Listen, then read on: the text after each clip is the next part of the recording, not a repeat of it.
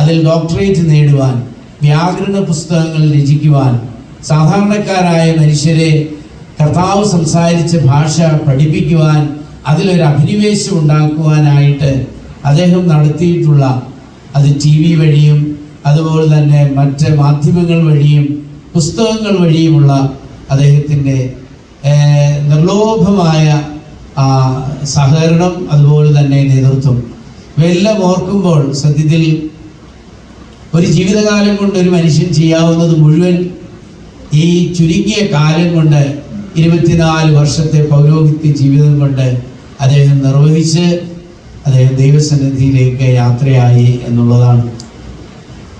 പ്രിയപ്പെട്ട അച്ഛൻ്റെ ഈ നിസ്തുലമായ ശുശ്രൂഷയെക്കുറിച്ച് ഓർത്തുകൊണ്ടാണ് നമ്മൾ ഇന്ന് ഈ വിശുദ്ധ ബലി ഇവിടെ ഈ 1-ാം ദിവസം, 1-ാമത്തെ ഓർമ്മ തിരുനാളിൽ ആചരിക്കുന്നത്.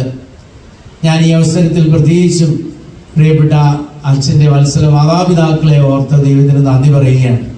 പ്രിയപ്പെട്ട അച്ഛൻ്റെയും അതുപോലെ തന്നെ വത്സല മാതാവിൻ്റെയും കബറടക്ക ശുശ്രൂഷയിൽ നേതൃത്വം നൽകിയ ഒരാളാണ് ഞാൻ. അതുകൊണ്ട് തന്നെ എനിക്ക് ആ കുടുംബത്തോടുള്ള വലിയ ബന്ധവും സ്നേഹവും ഞാൻ ഒരിക്കൽ കൂടി അറിയിക്കട്ടെ. അനുഗ്രഹീതരായ മാതാപിതാക്കൾക്ക് ലഭിച്ചതായ ആ മക്കളിൽ 4 പേരിൽ ഒരുവനെ ദൈവിക ശുശ്രൂഷയ്ക്ക് വേണ്ടി നൽകുക എന്ന് മാത്രമല്ല, എല്ലാ തരത്തിലും മിടുമിടുക്കനായിട്ട്, സമർത്ഥനായിട്ട്, ദൈവഭക്തനായിട്ട് അദ്ദേഹം നമ്മുടെ ഇടയിൽ വ്യാപരിച്ച് നമ്മെല്ലാവരെയും സമ്പന്നരാക്കി. അദ്ദേഹത്തിൻ്റെ ജീവിതം അങ്ങനെയായിരുന്നു. നമ്മുടെ ഈ പ്രിയപ്പെട്ട മാതാപിതാക്കൾ നമ്മുടെ ഈ ഇടവകയുടെ അഭിമാന സ്തംഭങ്ങളാണെന്ന് നിങ്ങൾക്കറിയാം. അവരെ ഓർത്ത് ദൈവത്തിന് നന്ദി പറയുന്നു. അതുപോലെ തന്നെ പ്രിയപ്പെട്ട അച്ഛൻ്റെ വത്സല സഹോദരങ്ങൾ, 2 സഹോദരിമാരും, പ്രിയപ്പെട്ട ജോയിയും, പ്രിയപ്പെട്ട റീനയ്ക്ക്, അവൾക്ക് അല്പം ശാരീരിക ക്ലേശങ്ങളിലൊക്കെയാണ്. എന്നാൽ മിനിയും ജോയിയും പ്രിയപ്പെട്ട അച്ഛനെ വളരെ നന്നായിട്ട് ശുശ്രൂഷിച്ചത് എനിക്ക് അറിവുള്ള കാര്യമാണ്. അച്ഛന് വയ്യാതിരുന്ന ഒരു സാഹചര്യത്തിൽ, പ്രത്യേകിച്ച് സെമിനറി ജീവിതം മുതൽ അദ്ദേഹത്തിൻ്റെ കൂടെ ഉണ്ടായിരുന്ന ഒരു വലിയ പ്രശ്നമായിരുന്നു അദ്ദേഹത്തിൻ്റെ വൻകുടലുമായി ബന്ധപ്പെട്ട ആ ഒരു പ്രതിസന്ധി. അത് സെമിനറി ജീവിതത്തിൽ അദ്ദേഹത്തിന് വളരെ ക്ലേശമായിരുന്നു. ഓരോ മാസവും ഏതാണ്ട് 1000-ലധികം രൂപ അദ്ദേഹത്തിൻ്റെ മരുന്നുകളുടെ ചികിത്സയ്ക്ക് വേണ്ടി മാത്രം ആകുമായിരുന്നു ആ ഒരു കാലഘട്ടത്തിൽ പോലും. അപ്പോൾ അങ്ങനെ മൂവാറ്റുപുഴ ഭദ്രാസനത്തിൽ ഞാൻ കടന്നു വന്ന്, അച്ഛൻ മൂവാറ്റുപുഴയിലേക്ക് എൻ്റെ കൂടെ അദ്ദേഹം കടന്നു വന്നു. ഞാൻ അച്ഛനോട് പറഞ്ഞു, അച്ഛാ ഈ മരുന്ന് ഇങ്ങനെ നമ്മൾ ചെയ്യുന്നത് ശരിയാവില്ല, നമുക്കതുകൊണ്ടൊരു കാര്യം ചെയ്യാം, നമുക്ക് ഒരു ഈ നാട്ടുവൈദ്യൻ എന്ന് പറഞ്ഞാൽ നാച്ചുറോപ്പതി, അത് നമുക്കൊന്ന് നോക്കാമെന്ന് പറഞ്ഞു. അച്ഛൻ അതിൽ ഇഷ്ടപ്പെട്ടു. അങ്ങനെയാണ് അച്ഛൻ ആ നീണ്ട വർഷങ്ങൾ മരുന്നൊന്നുമില്ലാതെ അദ്ദേഹം ജീവിച്ചത്. എന്നാൽ പിന്നീട് അതിൻ്റെ ഇടയ്ക്ക് പോയി അല്പം ഒന്ന് പരിശോധിക്കേണ്ടതായിരുന്നു എന്ന് ഞങ്ങളുടെ ഡോക്ടേഴ്സ് പറഞ്ഞപ്പോഴാണ് അതിൻ്റെ ഗൗരവം ഞങ്ങൾക്ക് മനസ്സിലായത്. അപ്പോഴത്തേക്ക് സമയം വളരെ വൈകി. എങ്കിലും പ്രിയപ്പെട്ട ഡോക്ടർ ജെൻസി അച്ഛനെ ഓപ്പറേറ്റ് ചെയ്ത് വേണ്ടതായ കാര്യങ്ങളൊക്കെ നിർവഹിച്ച് അദ്ദേഹം വേദനയിലും അതുപോലെ തന്നെ അല്പം ബുദ്ധിമുട്ടിലുമൊക്കെ ആയിരുന്നു. എങ്കിലും അതെല്ലാം പ്രത്യാശയോടുകൂടി സ്വീകരിച്ച് അദ്ദേഹം കടന്നുപോയി. അദ്ദേഹത്തിൻ്റെ പ്രിയപ്പെട്ട സഹോദരങ്ങൾ, സഹോദരിയും സഹോദരനും കൂടെ നിന്ന് പ്രിയപ്പെട്ട അച്ഛനെ ശുശ്രൂഷിച്ച് വലിയ ബലം കൊടുത്തു എന്നുള്ളത് ഞാനിവിടെ ഓർക്കട്ടെ. അതുപോലെ തന്നെയാണ് അദ്ദേഹത്തിൻ്റെ സുഹൃത്തുക്കളായിട്ടുള്ളവർ. ഈ മരണത്തോടടുക്കുന്ന സമയത്ത് പോലും അദ്ദേഹത്തിന് പറയാനുണ്ടായിരുന്നത്, സീരിയയിൽ പഠിച്ചുകൊണ്ടിരിക്കുന്ന കുട്ടികളുടെ പരീക്ഷാ പേപ്പർ, അതിൻ്റെ ക്വസ്റ്റ്യൻ പേപ്പേഴ്സ്, അത് എങ്ങനെയാണ് തുറക്കേണ്ടത്, കമ്പ്യൂട്ടറിൽ എങ്ങനെയാണത് കൈകാര്യം ചെയ്യേണ്ടത്. കാരണം ഇപ്പോൾ എല്ലാം ഈ പറയുന്ന ഡിജിറ്റൽ മോഡിലാണ് ക്വസ്റ്റ്യൻ പേപ്പേഴ്സ് ഒക്കെ വരുന്നത്. അത് അദ്ദേഹത്തിന് മാത്രമാണ് അതിൻ്റെ കീ അറിയാവുന്നത്. അപ്പോൾ ആ സമയത്ത് മാത്രമേ അത് തുറക്കാനും ഒക്കെ പാടുള്ളൂ എന്നുള്ളത്. ഇങ്ങനെ തൻ്റെ ജീവിതത്തെക്കുറിച്ചും ശുശ്രൂഷയെക്കുറിച്ചും അതിലുപരി തനിക്ക് ഏൽപ്പിക്കപ്പെട്ടതായ വിദ്യാർത്ഥിനികളെ കുറിച്ചുള്ള, വൈദികരെ കുറിച്ചുള്ള അദ്ദേഹത്തിൻ്റെ തീക്ഷ്ണമായ ചിന്തയും ആലോചനയും അദ്ദേഹത്തെ വലിയ ഒരു വ്യക്തിയാക്കി രൂപാന്തരപ്പെടുത്തി എന്നുള്ളതാണ്. അദ്ദേഹം സെമിനാരി പഠിക്കുന്ന കാലങ്ങളിൽ ഒരുപക്ഷെ നിങ്ങൾക്ക് അറിയാമോ എന്നെനിക്കറിയില്ല. അദ്ദേഹം അങ്ങനെ സുറിയാനിയോട് താല്പര്യമുള്ളവനായിരുന്നില്ല.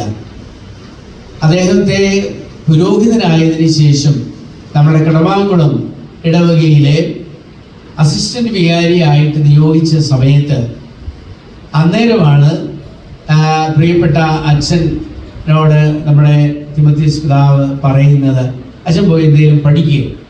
അങ്ങനെ പഠിക്കാനായിട്ട് അച്ഛൻ പോകുന്നത്, അച്ഛൻ അങ്ങനെ സീഡിയിൽ അതിലങ്ങ് ആകൃഷ്ടനായി. അത് അദ്ദേഹത്തിന് ഒരു വലിയ ലഹരി പോലെ ആയി തീർന്നു. അങ്ങനെ അദ്ദേഹം 2 വ്യാകരണ പുസ്തകങ്ങൾ, സുറിയാനി ഭാഷയിൽ ഒരു വ്യാകരണം, ഏത് ഭാഷയിലാണെങ്കിലും ഒരു വ്യാകരണം എഴുതണമെങ്കിൽ ആ വ്യക്തിക്ക് ആ ഭാഷയിലുള്ള അവഗാഹം എന്താണെന്ന് നിങ്ങൾക്ക് ഊഹിക്കാമല്ലോ. അപ്പോൾ ഇങ്ങനെ ദൈവം സമ്പന്നനാക്കിയ ഒരു വൈദിക സഹോദരനാണ്. അദ്ദേഹത്തിൻ്റെ ആ സമർപ്പണത്തെക്കുറിച്ചാണ് ഞാൻ പറഞ്ഞു വന്നത്. പ്രിയപ്പെട്ടവരെ, അദ്ദേഹത്തിൻ്റെ ലഭിച്ച ഒറ്റ നിമിഷം പോലും അദ്ദേഹം കർത്താവിൽ കളഞ്ഞില്ല എന്നുള്ളത്. ഒരു നിമിഷം പോലും ആകെ കൂടി അദ്ദേഹം കളഞ്ഞിട്ടുണ്ട് എന്ന് നമുക്ക് പറയാൻ പറ്റുന്നത് ആ നെഹ്റു സ്റ്റേഡിയത്തിൻ്റെ ചുറ്റുവട്ടം 10 പ്രാവശ്യം ഓടുന്നതാണ്. അതൊരു നഷ്ടപ്പെടുത്തലല്ലല്ലോ, നമുക്കറിയാം. നെഹ്റു സ്റ്റേഡിയത്തിൻ്റെ ചുറ്റുവട്ടത്തിൽ 10 തവണ ഓടുക എന്ന് പറഞ്ഞാൽ അച്ഛൻ്റെ ആരോഗ്യത്തെക്കുറിച്ച് നിങ്ങളൊന്ന് ചിന്തിച്ചു നോക്കുക. എന്ന് മാത്രമല്ല, തൻ്റെ ശരീരത്തിൻ്റെ ആ വീവഴക്കം അത് കണ്ടുകൊണ്ട് ചെറുപ്പക്കാർ പോലും അത്ഭുതപ്പെടുന്നുണ്ട്, ഇതെങ്ങനെയാണ് ഇങ്ങനെ സാധിക്കുക. അപ്പോൾ അവിടെ അച്ഛൻ്റെ പ്രായം എന്താണെന്ന് മനസ്സിലാക്കിയവർ ചോദിച്ചു, അച്ഛാ ഞങ്ങളോട് വന്ന് ഈ വയോധികർക്ക് വേണ്ടിയിട്ടുള്ള ഒരു മത്സരമുണ്ട്, അതിനകത്തിൽ അച്ഛൻ ഓടണം എന്ന് പറയുന്നത് ഞാൻ ഓർക്കുന്നു. അതിലൊന്നും അച്ഛൻ സംബന്ധിച്ചില്ല. ഞാൻ പറഞ്ഞു വന്നത്, ഒരേ സമയത്ത് തന്നെ വളരെ ഡിസിപ്ലിൻഡായിട്ട്, നമുക്ക് ഒരു ഡിസിപ്ലിൻ ഉണ്ടെങ്കിലേ നമുക്ക് ജീവിതത്തിൽ എന്തെങ്കിലും നേടാൻ സാധിക്കുകയുള്ളൂ. ഇഷ്ടമുള്ള സമയത്ത് ഉറങ്ങുക, ഇഷ്ടമുള്ള സമയത്ത് എഴുന്നേൽക്കുക, ഇഷ്ടമുള്ള സമയത്ത് ഭക്ഷണം കഴിക്കുക, അങ്ങനെയൊന്നും ഒരു നിഷ്ഠാ ജീവിതം ഉണ്ടാവത്തില്ല. ഒരു നിഷ്ഠയുടെ ജീവിതം ഉണ്ടാവുന്നതിന് അതിനൊരു സമയ ക്രമീകരണമുണ്ട്. അത് പ്രകൃതിയോട് ചേർന്ന് തന്നെയാണ്. അത് നമ്മൾ മനസ്സിലാക്കേണ്ടത്. സന്ധ്യ ആവുമ്പോഴത്തേക്ക് കിളികളും അതുപോലെ തന്നെ മറ്റ് മൃഗജാലങ്ങളും എല്ലാം അവർ അന്തി ഉറങ്ങുന്നു. ഏറെ പ്രഭാതം. എനിക്ക് വളരെ സന്തോഷകരമായ ഒത്തിരി ഓർമ്മകൾ എനിക്ക് പറയാനായിട്ടുണ്ട്. ഞാൻ 3 കാര്യങ്ങൾ പറഞ്ഞ് എൻ്റെ ഈ സുവിശേഷ പ്രസംഗം അവസാനിപ്പിച്ചുകൊള്ളാം. ഒന്നാമതായിട്ട്, അച്ഛൻ ഒരു തികഞ്ഞ ആത്മീക വ്യക്തി ആയിരുന്നു എന്നുള്ളതാണ്. പ്രത്യേകിച്ച് വിശുദ്ധ കുർബാന, കർത്താവ് സംസാരിച്ച ഭാഷയോടുള്ള അദ്ദേഹത്തിൻ്റെ ആ ഒരു ആഭിമുഖ്യം, അതിലുള്ള ഒരു അഭിനിവേശം, അവയെല്ലാം നമുക്ക് അദ്ദേഹത്തിൻ്റെ ആധ്യാത്മികതയെ നമുക്ക് മനസ്സിലാക്കി തരുന്ന കാര്യങ്ങളാണ്. സുറിയാനി ഭാഷ അദ്ദേഹം വിശകലനം ചെയ്തുകൊണ്ട് അതിൻ്റെ അന്തരാർത്ഥങ്ങളിലേക്ക് കടക്കുവാൻ അദ്ദേഹം ശ്രദ്ധിച്ചിട്ടുണ്ട്. ഞാൻ അച്ഛനോട് എനിക്കെവിടെയെങ്കിലുമൊക്കെ പ്രസംഗം പറയാൻ ഉള്ളപ്പോൾ ഞാൻ അച്ഛനോട് ചില വാക്കുകളൊക്കെ പറഞ്ഞിട്ട് പറയാം, അച്ഛാ ഇതിൻ്റെ റൂട്ട് എന്താണ്, ഇതെങ്ങനെയാണ്, ഇതിൻ്റെ അർത്ഥം എന്താണ്. അങ്ങനെ ഞാൻ എൻ്റെ പ്രിയപ്പെട്ട രാജുവിനോട് ചോദിച്ച്, ആ സമയങ്ങളിലൊക്കെ എന്നോട് മനുഷ്യർ ചോദിക്കാറുണ്ടായിരുന്നു, ഇതെങ്ങനെയാണ് തിരുമേനിക്ക് ഇതൊക്കെ എങ്ങനെയാണ് അറിയാൻ സാധിച്ചത് എന്ന്. അവർക്കത് സമ്പന്നമായ ഒരു നന്മയായിട്ട്, ഒരു അറിവായിട്ട്, ഒരു ജ്ഞാനമായിട്ട് അത് തീർന്നു എന്നുള്ളതാണ്. നമ്മുടെ പിതാക്കന്മാർ നമുക്ക് വേണ്ടി എഴുതി വെച്ച ഈ വലിയ നിക്ഷേപത്തിൻ്റെ ഏതാണ്ട് ഒരു അംശം മാത്രം മനസ്സിലാക്കി രാജിവെച്ചന്, എന്നാൽ അതിൻ്റെ വലിയ അവഗാഹങ്ങളിലേക്ക് കൂടെ കടന്നു പോകുവാൻ കഴിഞ്ഞിരുന്നെങ്കിൽ എത്ര വലിയ കാര്യമാകുമായിരുന്നു. ഇപ്പോൾ തന്നെ അദ്ദേഹം വിശ്വപ്രസിദ്ധനാണ്. അദ്ദേഹം സുറിയാനി ഭാഷ സംസാരിക്കുന്നവരുടെ ഇടയിലും സുറിയാനിയുമായി ബന്ധപ്പെട്ട സർവ്വമേഖലകളിലും അത്യുന്നതനായിട്ട് അദ്ദേഹം നിലകൊള്ളുകയാണ്. അദ്ദേഹത്തെക്കുറിച്ച് സെബാസ്റ്റ്യൻ ബറോക്ക് പറഞ്ഞ ഒരു വലിയ കാര്യം ഇതാണ്, രാജുവച്ചൻ അദ്ദേഹം ഇതിൻ്റെ ഒരു മാസ്റ്റർ ആണെന്നാണ്. ശരിക്കും പറഞ്ഞാൽ സെബാസ്റ്റ്യൻ ബറോക്കിനെ പോലെ സുറിയാനി ഭാഷയിൽ അവഗാഹമുള്ളവർ വളരെ ചുരുക്കം പേരേ ഉള്ളൂ. അദ്ദേഹം ഓക്സ്ഫോർഡ് യൂണിവേഴ്സിറ്റിയിൽ സുറിയാനിയുടെ വലിയ പണ്ഡിതനാണ്, നമുക്കറിയാം. അപ്പോൾ അദ്ദേഹം പറഞ്ഞിരിക്കുകയാണ്, is a master in Syriac language എന്ന്. ഒരു ഗുരു വേറൊരാളെക്കുറിച്ച് അങ്ങനെ പറയണമെങ്കിൽ അത് സാധാരണക്കാരായ നമ്മൾ അവിടെ ഇവിടെയൊക്കെ സുറിയാനി കേട്ടപ്പോൾ പറഞ്ഞു വന്ന വാക്കുകളല്ല. അത് ഒരു വിലയിരുത്തലിൻ്റെയും ദൈവം അദ്ദേഹത്തിന് കൊടുത്ത ആ നന്മകൾ അത് വർദ്ധാനമയമാക്കിയതിൻ്റെയും കാര്യമാകുന്നുവെന്ന് തിരിച്ചറിയും. ആധ്യാത്മികത എന്ന് പറയുന്നത് എന്താണ്? പ്രിയപ്പെട്ടവരെ, നമ്മളെല്ലാവരും തെറ്റിദ്ധരിക്കും. നല്ല ഇമ്പകരമായ രീതിയിൽ വിശുദ്ധ കുർബാന അർപ്പിക്കുന്നതാണ്. അത് നല്ലതാണ്. ദൈവം ഓരോരുത്തർക്കും കൊടുത്തിരിക്കുന്ന ഒരു ദാനമാണ്. ആധ്യാത്മികത എന്ന് പറയുന്നത് നമ്മൾ അർപ്പിക്കുന്നത് നമ്മളായിത്തീരുന്നതാണ്. അതിലേക്കാണ് ദൈവം നമ്മളെ വിളിച്ചിരിക്കുന്നത്. കേവലം നമ്മളുടെ കൈകൾ കൊണ്ട് കാണിക്കുന്ന എന്തെങ്കിലും ഒരു ശുശ്രൂഷയോ നമ്മുടെ നാവ് കൊണ്ടുള്ള ഒരു വേയോ മാത്രമല്ല വിശുദ്ധ ബലിയർപ്പണം അല്ലെങ്കിൽ വിശുദ്ധ കുർബാന ആരാധന. അതായിത്തീരുന്നതാണ് അതിൻ്റെ വലിയ, അതിലേക്ക് ആളുകളെ ആകർഷിക്കുന്നതാണ്. ഞാൻ ഈ ഒരു അവസരത്തിൽ പ്രിയപ്പെട്ട അച്ഛൻ്റെ ഈ ആധ്യാത്മികതയുടെ മുമ്പിൽ ഞാൻ നമ്രശംസനാകുകയാണ്. രണ്ടാമതായിട്ട് എനിക്ക് അദ്ദേഹത്തെക്കുറിച്ച് പറയാനായിട്ട് സാധിക്കുന്നത്, അദ്ദേഹം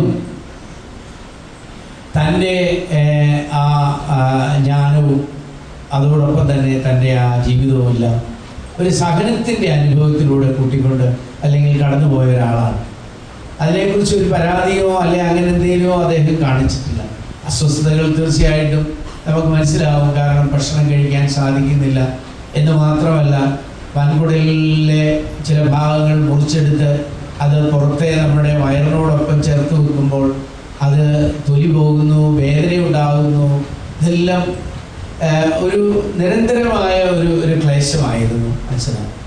ഒത്തിരിയേറെ സഹനങ്ങളിലൂടെ നമ്മുടെ പ്രിയപ്പെട്ട രാജുവിശൻ കടന്നുപോയി. ആ കടലിൽ കിടക്കുന്നത് കാണുമ്പോൾ പോലും നമുക്ക് സങ്കടം തോന്നും. കാരണം അതുപോലെ ഇങ്ങനെ ചുരുണ്ട്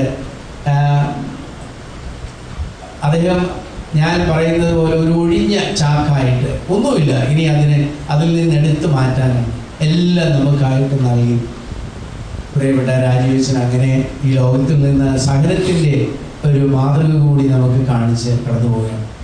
സഹനം എന്ന് പറയുന്നത് എന്താണ്? ഈ നമ്മുടെ ദാനിയേൽ പൂർണ്ണത്തിലച്ഛൻ നിങ്ങൾക്കറിയാം, അദ്ദേഹം നമ്മുടെ വിശുദ്ധ വേദപുസ്തകം അത് ഒരു വർഷം കൊണ്ട് വായിച്ചു തീരുന്ന ഒരു പദ്ധതിയിലാണ്. അതിലെ ഇന്ന് 329 ദിവസമാണ്. ഈ 329 ദിവസവും 328 ദിവസവും അദ്ദേഹം പറഞ്ഞത് ഈ സ്തെഫാനോസ് സഹദായിയുടെ സഹനത്തെക്കുറിച്ചാണ്. കല്ല് എറിഞ്ഞ് അദ്ദേഹം കൊല്ലപ്പെട്ടതിൻ്റെ കാര്യത്തെക്കുറിച്ചാണ്. സ്തെഫാനോസ് സഹദായിയുടെ ആ ജീവിതം 7-ാം അധ്യായത്തിൽ പുസ്തക നടപടികളിൽ നമ്മൾ കാണുന്നുണ്ട്. ഈ മനുഷ്യൻ, ചെറുപ്പക്കാരനായ ഒരു മനുഷ്യൻ, യേശു ക്രിസ്തുവിൽ വളരെയേറെ ആവേശം കൊണ്ട് അദ്ദേഹം സ്വർഗത്തിലേക്ക് നോക്കുമ്പോൾ സ്വർഗം തുറക്കുകയാണ്. പിതാവിൻ്റെ വലത്തുവശത്ത് യേശു തമ്പുരാൻ എഴുന്നള്ളിയിരിക്കുന്നത് കാണുന്നു. എന്ന് മാത്രമല്ല, അവരുടെ സഭയുടെ, അവരുടെ ആ മതത്തിൻ്റെ ചരിത്രം മുഴുവൻ ഒന്നില്ലാതെ മുഴുവൻ അവർക്ക് മനസ്സിലാവുന്ന രീതിയിൽ അവരെ പഠിപ്പിക്കുകയാണ്. എന്നിട്ട് പറയുകയാണ്, ഇതിൻ്റെ എല്ലാ ഉദ്ദേശം നിങ്ങൾ കർത്താവായ യേശു ക്രിസ്തു എന്ന രക്ഷകനിൽ വിശ്വസിച്ച് അവനിൽ നിങ്ങൾ മാനസാന്തരപ്പെടുന്നതിന് വേണ്ടിയിട്ടാണ് എന്ന് പറഞ്ഞപ്പോഴേക്കും അവർ കല്ലെറിയാനായിട്ട് തുടങ്ങുകയാണ്. സാവൂൾ എന്ന് പറയുന്ന മനുഷ്യൻ്റെ മുമ്പിൽ അവരുടെ വസ്ത്രങ്ങൾ ഉരിഞ്ഞു വെച്ചു എന്ന് നമുക്ക് വായനയിൽ മനസ്സിലാവുന്ന കാര്യമാണ്. എന്നിട്ട് ഈ ദാനിയേലച്ചൻ പറഞ്ഞ ഒരു കാര്യം, അത് പറയാൻ വേണ്ടിയിട്ടാണ് ഞാൻ ഇത്രയും ഇതിനെക്കുറിച്ച് പരാമർശിച്ചത്. ദാനിയേലച്ചൻ പറയുകയാണ്, ഈ സഹദായിയുടെ, സ്തെഫാനോസ് സഹദായിയുടെ ഇത്ര ക്രൂരമായ കൊലപാതകം, നമുക്കറിയാം, ഓരോ കല്ല് വന്ന് വീഴുമ്പോഴും അതുവഴി ഉണ്ടാകുന്ന വേദനയും അതുപോലെ തന്നെ അങ്ങനെ മരണപ്പെടുന്നത് ഇഞ്ചിഞ്ചായിട്ട് കൊല്ലപ്പെടുകയാണല്ലോ കല്ലെറിഞ്ഞ് കൊല്ലുക എന്ന് പറഞ്ഞാൽ. അപ്പോൾ അങ്ങനെ കല്ലെറിഞ്ഞ് കൊല്ലപ്പെടുമ്പോൾ അവിടെ യേശു ക്രിസ്തുവിൽ പ്രത്യാശയോടുകൂടി നിൽക്കുകയും സ്വർഗം തുറക്കുന്നത് കാണുകയും ഇവരോട് ക്ഷമിക്കണമേ എന്ന് പറഞ്ഞുകൊണ്ട് അവരെ എല്ലാവരെയും അനുഗ്രഹിക്കുകയും ചെയ്ത ഈ സ്തെഫാനോസ് സഹദായിയുടെ ചിത്രം സാവൂളിനെ വല്ലാതെ ആക്രമിക്കുകയാണ്. അവനെ പേടിപ്പെടുത്തുകയാണ്. തൻ്റെ കൂട്ട് ആരോഗ്യമുള്ള ഒരു ചെറുപ്പക്കാരൻ ഇതിങ്ങനെ ഈ വ്യക്തിക്ക് വേണ്ടി മരിക്കണമെങ്കിൽ അതിന് കാരണമുണ്ട്. അതാണ് പ്രിയപ്പെട്ടവരെ പിന്നെ ഡമാസ്കസിലേക്ക് പോകുന്ന വേളയിൽ നമുക്ക് മനസ്സിലാവുന്ന പൗലോസിൻ്റെ സാവൂളിൻ്റെ മാനസാന്തരം, പൗലോസാകുന്ന ആ വലിയ ചരിത്രം. അച്ഛൻ പറയുകയാണ്, നമ്മുടെയൊക്കെ ചിലരുടെ സഹനങ്ങൾ ഒരുപക്ഷെ നമുക്കിതിൻ്റെ അർത്ഥം മനസ്സിലാകണമെന്നില്ല, പക്ഷേ മറ്റാരുടെയോ മാനസാന്തരത്തിന് വേണ്ടിയിട്ട്, മറ്റാരെയൊക്കെയോ ദൈവത്തിൻ്റെ വലിയ പണിപ്പുരയിലെ ആയുധങ്ങളാക്കുന്നതിന് വേണ്ടിയിട്ട് ദൈവം ഉപയോഗിക്കുകയാണ്. അതിന് ചിലരുടെ സഹനങ്ങൾ ആവശ്യമാണ്. അപ്പോൾ അത് നമ്മൾ തിരഞ്ഞെടുക്കപ്പെടുമ്പോൾ നമ്മൾ അവിടെ തീർച്ചയായിട്ടും ഔദാര്യത്തോടുകൂടി നമ്മൾ അതിനെ വിട്ടുകൊടുക്കുകയാണ് നമ്മൾ വേണ്ടത്. നമുക്കതിൻ്റെ അർത്ഥം മനസ്സിലാവുന്നത് നമ്മൾ കർത്താവിൻ്റെ സന്നിധിയിൽ രണ്ടാമത്തെ എഴുന്നള്ളത്തിൽ നമ്മൾ അവിടെ ആയിരിക്കുന്ന അവസരത്തിൽ നമുക്ക് മനസ്സിലാകും. സ്നേഹമുള്ള എൻ്റെ സഹോദരങ്ങളെ, സഹനത്തെ ഇങ്ങനെ ദൈവകൃപയുടെ മാതൃകയാക്കുവാനായിട്ട് കർത്താവ് നമ്മളെ പഠിപ്പിച്ചത് പ്രിയപ്പെട്ട രാജുവച്ചൻ്റെ ജീവിതത്തിൽ നമുക്ക് കാണാൻ കഴിയും. വിശുദ്ധ അൽഫോൻസാമ്മയുടെ ജീവിതം നിങ്ങൾക്കറിയാം. പാവപ്പെട്ട ഒരു അമ്മയാണ്. എന്താണ് ഈ അമ്മയ്ക്കുള്ള പ്രത്യേകത? ഒന്നുമില്ല.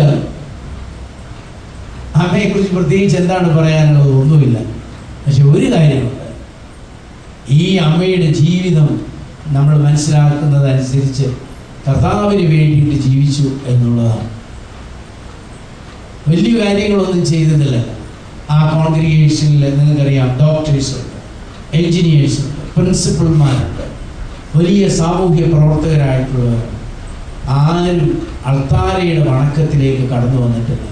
ഒരു പാവപ്പെട്ട ഒരു സ്ത്രീ ഒരു കൊച്ചു സ്കൂളിൽ കുഞ്ഞുങ്ങളെ പഠിപ്പിച്ചുകൊണ്ട് ക്ഷയരോഗബാധിതയായി അങ്ങനെ ഇഞ്ചിഞ്ചായിട്ട് മരിച്ച് ആരോരും അറിയപ്പെടാതെ കബറടക്കപ്പെട്ട്, എന്നാൽ പിന്നീട് അത് വലിയൊരു അത്ഭുതമായിട്ട് തീരുന്നത് ദൈവത്തിൻ്റെ പദ്ധതിയിലെ കാര്യങ്ങളാണ്. നമ്മളാരും കാണാത്തത് കാണുന്നവനാണ് നമ്മുടെ ദൈവം. പ്രിയപ്പെട്ടവരെ, 2 ചെമ്പിൻ തുട്ട് അതാരുടെയും മുമ്പിൽ ഒരിക്കലും ശ്രദ്ധയിൽപ്പെട്ടിരുന്നതല്ല. ഉടയവൻ്റേതൊഴികെ ഉടയവൻ അതിനെ കണ്ടു എന്നുള്ളതാണ്. ആയതിനാൽ നമ്മുടെ ഓരോരുത്തരുടെയും, പ്രത്യേകിച്ച് രാജുവിൻ്റെയും ഓർമ്മയുടെ ദിവസത്തിൽ അദ്ദേഹത്തിൻ്റെ സഹന ബാന്ധാവ് നമുക്കും ഒരു മാതൃകയാവട്ടെ, നമുക്കും ഒരു ശക്തിയാവട്ടെ. നമ്മൾ അതിനെക്കുറിച്ച് ദുഃഖിക്കേണ്ട ഒരു കാര്യമില്ല, അല്ലേ? നമുക്ക് ഒരു വേദന വരുമ്പോൾ നമ്മൾ മനുഷ്യരായതുകൊണ്ട് ചിലപ്പോൾ അങ്ങനെ ദുഃഖിച്ചു പോകും. പക്ഷെ നമുക്ക് ധൈര്യം വേണം, നമ്മൾ ശക്തി പ്രാപിക്കണം. അതായത് ക്ലേശങ്ങളിലൂടെ മാത്രമേ വിശ്വാസം ബലം പ്രാപിക്കത്തുള്ളൂ എന്നുള്ളതാണ്. നമുക്ക് വേണ്ടി മാത്രമല്ല, മറ്റുള്ളവർക്ക് വേണ്ടിയിട്ട്. അപ്പോൾ അങ്ങനെ പ്രിയപ്പെട്ട അച്ഛൻ്റെ ഈ സഹനയാത്ര അത് നമ്മുടെ സഭയ്ക്ക് വലിയ ഒരു അനുഗ്രഹമായി. അങ്ങനെ നമ്മൾ ഈ അനുഗ്രഹത്തിലേക്ക് വീണ്ടും വീണ്ടും വരുവാനായിട്ട് ഇടയാകുന്നു എന്നുള്ളത് അഭിനന്ദനായ കാവുകാട്ട് പിതാവ് ഈ അൽഫോൻസാമ്മയെ നോക്കി പറഞ്ഞ കാര്യം പ്രധാനപ്പെട്ട. അമ്മയെ എങ്ങോട്ട് വിടണമെന്ന് അറിയത്തില്ല. വീട്ടിൽ പറഞ്ഞു വിടണോ അതോ ഈ മഠത്തിൽ തന്നെ ഒരു, കാരണം അന്നത്തെ കാലത്ത് ക്ഷയരോഗം എന്ന് പറഞ്ഞു കഴിഞ്ഞാൽ ചികിത്സയില്ല. അപ്പോൾ എന്ത് ചെയ്യണമെന്ന് അറിയില്ല. അപ്പോൾ പിതാവ് പറഞ്ഞു, ഞാൻ വന്നിട്ട് തീരുമാനിച്ചാൽ മതി എന്ന് പറഞ്ഞു. അങ്ങനെ പിതാവ് വന്നിട്ട് പിതാവിനോട് പറയാം, പിതാവ് എന്ത് വേണമെങ്കിലും തീരുമാനിച്ചുകൊള്ളുക, എൻ്റെ മണവാളൻ്റെ ഭാഗതയേക്കാൾ വലുതായി മണവാട്ടി ഒന്നും പ്രതീക്ഷിക്കാൻ പാടില്ല. അപ്പോൾ അതുകൊണ്ട് മണവാളൻ്റെ ഭാഗതയത്തിലേക്ക് പ്രവേശിക്കാൻ എനിക്ക് ലഭിക്കുന്ന എല്ലാം സന്തോഷമാണ് പിതാവേ എന്ന് പറഞ്ഞു. അപ്പോഴാണ് പിതാവ് പറയുന്നത്, ഇവള് നമ്മുടെ സഭയുടെ പൊന്മുത്താണ്, ഇവള് നമ്മുടെ സഭയുടെ പൊന്മുത്താണ്, അവളെ വേറെ എങ്ങും വിടുന്നില്ല, അവൾ ഇവിടെയായി. സ്നേഹമുള്ള എൻ്റെ സഹോദരങ്ങളെ, സഹനത്തിൻ്റെ തീച്ചൂളയിലൂടെ കടന്നു പോകുന്ന സാഹചര്യങ്ങൾ നിങ്ങൾക്കും എനിക്കും ഉണ്ടാകുമ്പോൾ നമ്മൾ നഷ്ടധൈര്യരാവേണ്ട ഒരു കാര്യവുമില്ല എന്ന് സ്നേഹം നിറഞ്ഞ രാജീവച്ചൻ നമ്മളെ വീണ്ടും തൻ്റെ ജീവിതത്തിലൂടെ പഠിപ്പിക്കുകയാണ്. ഏറ്റവും അവസാനത്തെ ശ്വാസത്തിലും കർത്താവ് നമ്മളെ ഏൽപ്പിച്ച കാര്യത്തിന് വേണ്ടി നിലനിൽക്കുവാൻ ഇടയാവട്ടെ എന്നതാണ്. ഏറ്റവും അവസാനമായിട്ട് പ്രിയപ്പെട്ട അച്ഛനെ തൻ്റെ ഇടവക ജനങ്ങളെ അദ്ദേഹം ശുശ്രൂഷിച്ചതും അവരെ പഠിപ്പിച്ചതും അവരോട് ഇടപെട്ടതും. ഇന്നിപ്പോൾ സിരിയിൽ നിന്നും, സിരി എന്ന് പറയുന്നത് നമുക്കൊരു ഇടവകയാണ്, എന്നാൽ അതേസമയം തന്നെ സിരി എന്നത് നമുക്ക് സുറിയാനി ഭാഷ കേന്ദ്രം കൂടിയാണ്. അപ്പോൾ ഇത് രണ്ടുമാണ് സിരി. സിരിയയിൽ നിന്ന് സമീപ പ്രദേശങ്ങളിൽ നിന്നൊക്കെ നമ്മുടെ ദൈവജനം ഇവിടെ കടന്നു വന്നിട്ടുണ്ട്. അദ്ദേഹം പലരെയും സ്പർശിച്ചിട്ടുണ്ട്. ഈ കഴിഞ്ഞ ദിവസം നമ്മുടെ സുറിയാനി കോൺഫറൻസ്, പ്രത്യേകിച്ചും നമ്മുടെ സീരിയയുടെ സുവർണ ജൂബിലി ആഘോഷിക്കുന്ന വേളയിൽ ബാംഗ്ലൂരിൽ പഠിക്കുന്ന ഒരു കൊച്ചു മകൻ, അവൻ അവിടെ വന്നൊരു സാക്ഷ്യം പറഞ്ഞു. ഒരു പക്ഷെങ്കിൽ ആ കോൺഫറൻസിൻ്റെയും ആ സീരിയയുടെ ജൂബിലിയുടെയും ഏറ്റവും മഹത്തായ കാര്യം, അവിടെ പറഞ്ഞ പേപ്പേഴ്സ് പ്രധാനപ്പെട്ടതാണ്, അതൊന്നും ഞാൻ വേണ്ടെന്നല്ല, പക്ഷേ ഈ കുഞ്ഞിൻ്റെ ഒരു സാന്നിധ്യമാണ്. ഈ കുഞ്ഞ് പ്രിയപ്പെട്ട രാജുവച്ചനെ കുറിച്ച് പറഞ്ഞ കാര്യങ്ങൾ ഇന്നും ഇപ്പോൾ അവൻ്റെ പല കാര്യങ്ങളും എനിക്ക് അവൻ അയച്ചു തരാറുണ്ട്. അവൻ പറയുകയാണ്, ഞാനിവിടെ വരുന്നതിന് മുമ്പേ രാജുവച്ചൻ്റെ കബറിങ്കിൽ പോയി പ്രാർത്ഥിച്ചിട്ടാണ് വരുന്നത്. രാജുവച്ചനെ അവൻ കണ്ടിട്ടില്ല എന്ന് പറഞ്ഞാൽ അവനെ കുഞ്ഞായിരുന്നപ്പോൾ അവൻ കണ്ടിട്ടില്ല. പിന്നീട് വന്ന് കണ്ടിട്ടുണ്ട് സുറിയാനി ഭാഷയുടെ കാര്യങ്ങളൊക്കെ. അല്ലെങ്കിൽ അച്ഛനെ കാണുന്നതെല്ലാം ഈ ടി വിയിലൂടെയും അല്ലെങ്കിൽ അദ്ദേഹം പഠിപ്പിക്കുന്ന ഓൺലൈനിലൂടെയൊക്കെ കണ്ടിട്ടുണ്ട്. സുറിയാനി പഠിക്കുകയാണ്, 4ാം ക്ലാസ് പഠിക്കുന്ന ഒരു കുഞ്ഞെ അവൻ പറയുകയാണ്. അവൻ എന്നിട്ട് സുറിയാനിയിൽ ഒരു പാട്ട് പാടി. എന്നിട്ട് അവിടെ ഇടുന്ന എല്ലാവരുടെയും സത്യത്തിൽ കണ്ണ് ഈറനണിഞ്ഞു. ഇതാണ് സത്യത്തിൽ ഒരു പിന്തുടർച്ച എന്ന് പറയുന്നത്, അല്ലേ? വേറെ എന്താണ് ഒരു പിന്തുടർച്ച എന്ന് പറയുന്നത്? രാജിവെച്ചൻ ഇതാ ദൈവസന്നിധിയിലേക്ക് യാത്രയാകുമ്പോൾ ഇതാ അതുപോലെ ആ ആവേശത്തോടു കൂടി കടന്നു വരുവാനായിട്ട് പ്രിയപ്പെട്ട ഒരു അടുത്ത തലമുറ ഉണ്ടാവുന്നു എന്നത്. അതാണ് എനിക്കിന്ന് എല്ലാവരോടുമായിട്ട് പറയാനുള്ളത്. പ്രിയപ്പെട്ട അച്ഛന്മാരോടും സിസ്റ്റേഴ്സിനോടും അതുപോലെ തന്നെ നമ്മുടെ ദൈവമക്കളോടും സഭയ്ക്ക് വേണ്ടിയിട്ട് സമയം സഭയ്ക്ക് വേണ്ടിയിട്ട് ജീവിതം ചെലവഴിക്കുവാൻ നമുക്കിടയാവട്ടെ. നമ്മുടെ ഈ ജീവിതം എന്തിനു വേണ്ടിയിട്ടുള്ളതാണ്?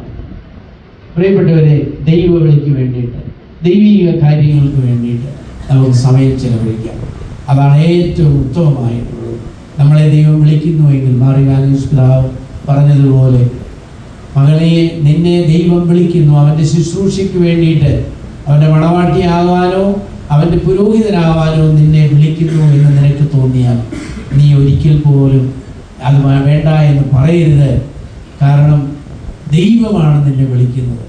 മാതാപിതാക്കളോട് പറയുന്നു, നിങ്ങളുടെ ദാമ്പത്യ വല്ലരിയിൽ ദൈവം തന്ന ആ കുഞ്ഞ് ഇങ്ങനെ ഒരു ആഗ്രഹം പ്രകടിപ്പിക്കുന്നുവെങ്കിൽ ഒരിക്കൽ പോലും അതിന് നിഷേധാത്മകമായ ഒരു നിലപാടെടുക്കാൻ പാടില്ല.